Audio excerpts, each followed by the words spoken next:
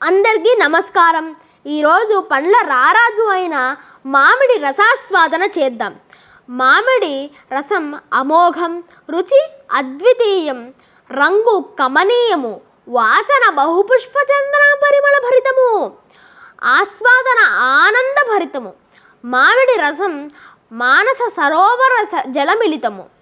మామిడి రసం మీద ఒక ఉత్పలమాల సమర్పిస్తున్నాను, ఆస్వాదించండి.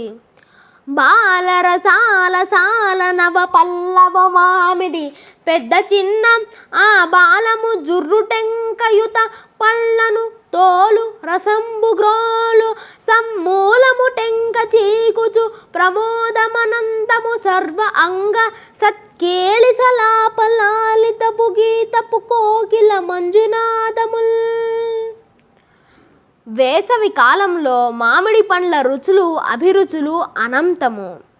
మామిడి పళ్ళల్లో కొన్ని వందల రకములుండగా ముఖ్యముగా పెద్ద రసములు, చిన్న రసములు, చెరుకు రసాలు, జలాలు, బంగినపల్లి, జహంగీరు, ఇమాం పసందు అత్యంత ప్రాధాన్యత చెందినవి.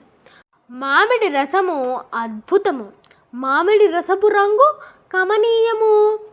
మామిడి పండు రసపు రుచి అనిర్వచనీయము. మామిడి పండు రసాస్వాదన ఒక ఆనందభరితం. రసాస్వాదన సమయంలో టెంక జుర్రుచు, తోలును మ్రింగుచు, మామిడి రసమును వ్రేళ్లతో నాకుచుండ మనసు అనంత డోలికల్లో తేలియాడుచు, దేహము తన్మయత్వంలో పులకరించి, సర్వాంగములు కోకిల సంగీత గీత మంజుల నాదములు గ్రోలుచు అనంత లోకములు సంచరించును. మండు వేసవిలో పరమేశ్వరుని వరము మామిడి పండు. అందరూ మామిడి రసాస్వాదన గావించి ఆనంద డోలికల్లో విహరించగలరని ఆశిస్తూ మరొక మంచి పద్యంతో మళ్ళీ కలుసుకుందాం. అంతవరకు సెలవు. మీ